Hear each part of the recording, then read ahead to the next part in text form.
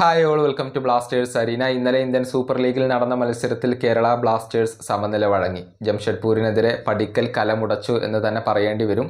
മത്സരത്തിൻ്റെ അവസാനത്തിൽ Milos Drincic ഒരു സെൽഫ് ഗോൾ വഴങ്ങുകയായിരുന്നു. അദ്ദേഹത്തിൻ്റെ ആ ഒരു ക്ലിയറൻസ് അത് ഒട്ടും ശരിയായില്ല, മിസ്കണക്റ്റ് ആവുകയായിരുന്നു. അതിൻ്റെ ഫലമായി കൊണ്ട് നമുക്ക് ഗോൾ വഴങ്ങേണ്ടി വന്നു, വിജയം കൈവിടേണ്ടി വന്നു എന്നുള്ളതാണ്. മിലോസിൻ്റെ പ്രകടനം എങ്ങനെയുണ്ടായിരുന്നു? പല അഭിപ്രായങ്ങളും ആരാധകർ പ്രകടിപ്പിക്കുന്നുണ്ട്. ഒരു ആരാധകൻ തൻ്റെ അഭിപ്രായം എക്സിൽ പങ്കുവച്ചിട്ടുണ്ട്. നമുക്ക് അത് ആദ്യം വായിക്കാം. മത്സരത്തിൻ്റെ 86-ാമത്തെ മിനിറ്റ് വരെ മിലോസ് മികച്ച പ്രകടനം നടത്തി. എന്നാൽ അവിടെ കലമുടച്ചു.